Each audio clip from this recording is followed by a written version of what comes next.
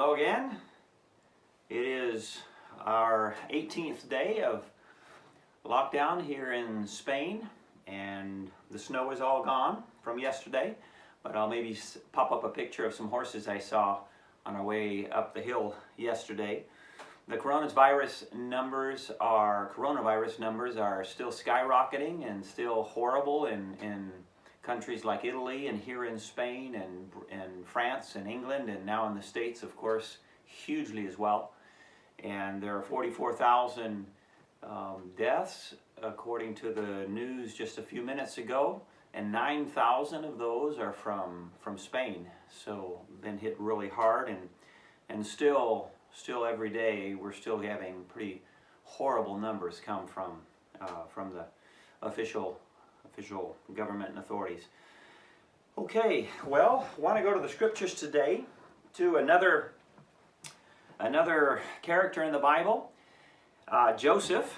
He is one of the most beloved heroes of the Bible, most loved of almost anyone in the Bible. He's a favorite of thousands and thousands of people. There's no way I can cover much of his story today, but I would like to focus in on a couple of things. I want to read a few verses from his story, starting in Genesis chapter 37, verse 6 and 7. And he said, this is Joseph, and he said unto them, Hear, I pray you, this dream which I have dreamed. For behold, we were binding sheaves in the field, and lo, my sheaf arose and also stood upright. And behold, your sheaf stood around about and made obeisance to my sheaf. And then in verse 9, and he dreamed yet another dream, and told it to his brethren, and said, Behold, I have dreamed a dream more, and behold, the sun and the moon and the 11 stars made obeisance to me. And that didn't make his brothers very happy, as you know. And one more. This is many years later. In Genesis, chapter 40, verse 6 and 7. And Joseph came in unto them in the morning, and looked upon them, and behold, they were sad. This is the baker and the butler.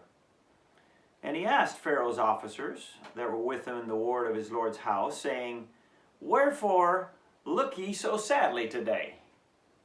Why are you so sad? In prison. Okay, so just some facts about Joseph that you're probably familiar with, but let's go over some of them. He received 2 dreams of glory from God when he was a teenager. The one about the sheaves and the one about the celestial bodies that we just read.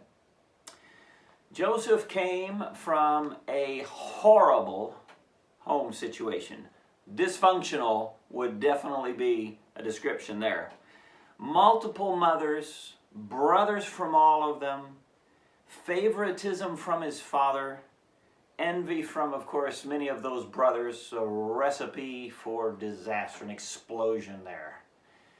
But that was his home situation. And then, of course, he's sent off, and you know the story of that. But Joseph spent 13 years away from his family in his, let's say, his quarantine, his separation, isolation from his family for today's theme. And we know that because of 2 verses that give us key dates. First of all, in chapter 37, verse 2, it says that he was 17 years old when he got the 2 dreams. And then in chapter 41, as he begins to serve with Pharaoh, it says he was 30 years old, so there were 13 years. Now, we have no idea of the breakdown between Potiphar's house and the prison. Those are the 2 main places he was during those 13 years. Now, we know that the first 11 years, they have to be divided between the first 11 years, because the second 2 years, automatically, he was in prison. We know that because of the story and the butler and the baker story. So, how did it come down? I don't know, 6 years, 6 years at Potiphar's, 5 at jail, or there's no way to know. But both of them required a certain amount of time, because at Potiphar's house, by the time he leaves Potiphar, he is managing the entire estate. That didn't happen over a period of weeks or months. That took a while. And then also in the jail, in the prison, he's already pretty much in charge of the prison as well. So my guesstimate is somewhere in between, halfway through there. We know his faith was strong throughout the whole story. At the end of Potiphar's story, we see that he's talking about God and showing his faith in God. What we don't know is if God spoke directly to him through these 13 years. Well, I guess you could say at the 11 you could, because God gave him the interpretation for the dreams. But through all of that time at Potiphar's house and so forth, did God actually reveal himself to him? The indication is that he didn't, but maybe there were answers to prayer. There was definitely fellowship with the Lord. Whether he did or did, it doesn't really matter. Either way, it was extraordinary faith that he showed during that whole time, being completely separated from his family and having a lot of things going downhill for him. In the prison, there's one critically important detail given about his attitude. And that happens when the butler and the baker land in prison, where he is, and how he responds to them when he sees that they are sad.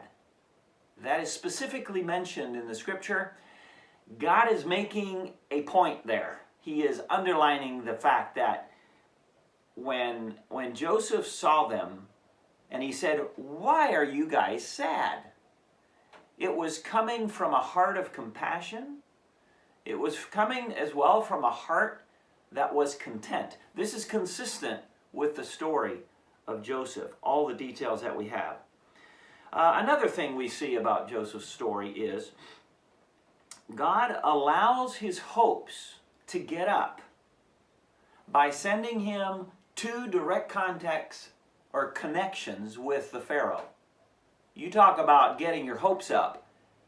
These men come from the Pharaoh.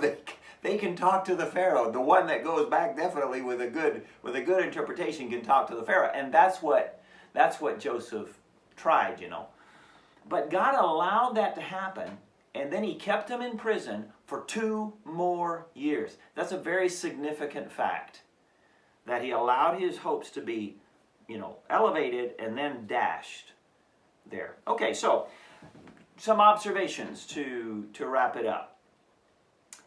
At the extreme trial that he had at Potiphar's house regarding purity, Potiphar's wife, and so forth, he mentions God, and his faith in God is absolutely clear. And then when he has another trial in the prison, a test in the prison, he also gives honor to God, specifically mentions God in both situations. So we get from that all the way through, Joseph is walking with God, trusting God, loving God, and waiting on God. I don't think he has forgotten his dreams. Now, it is one thing to endure testing, okay? It's another thing to endure it gratefully and joyfully. Speaking of testing, I have some of you out there I know are diabetics, and so today happens to be twice a month I have to test my sugar 6 times throughout the day. And it's not a big test, but rather, I guess, more of a motive or a reason for thanksgiving, because God has given us good doctors, good medicine, and if we behave ourselves, then the medicine works and things are under control. We have much to be thankful for. But it is one thing to endure a test that God sends. Not that this is much of a test, but in a general sense, I guess it is. So it's one thing to endure it. It's another to do it gratefully and joyfully. It's one thing to serve the Lord in a difficult place, be that a ministry, in a difficult field, or at your job situation where you are surrounded maybe by blasphemy and nasty attitudes that's where God has placed you. It's one thing to endure that and be faithful to God. It is another to do it happily, joyfully, with contentment on your face and in your heart. God pays attention to those details. He paid attention to it in Joseph's life, and he pays attention to it in our lives if we endure testing with joy. It's a big deal. And it's one of the most powerful lessons that we can get from Joseph's life. At least I think so. When God allows your hopes to be elevated and then dashed, you are, I believe, it's a personal opinion, I believe you are in, or we are in, a mature level of testing.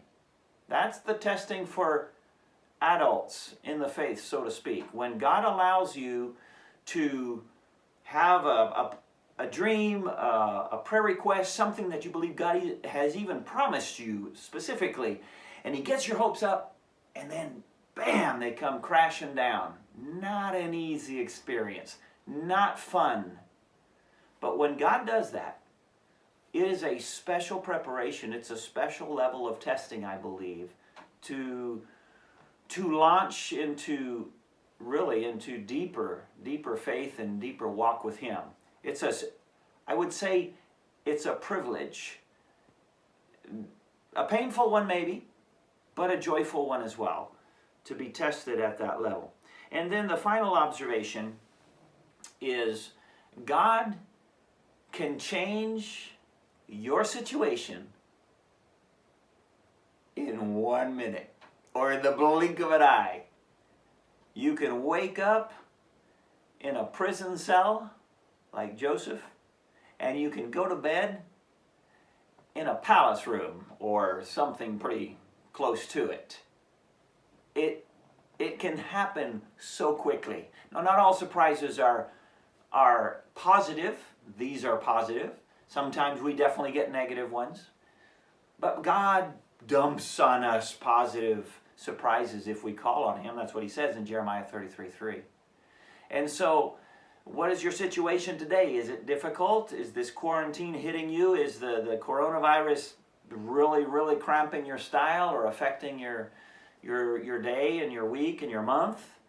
Well, God can change everything for you in a minute if he wants to. So just wait on him. Let me finish with beautiful words that we all know from Joseph as he talks with his brothers.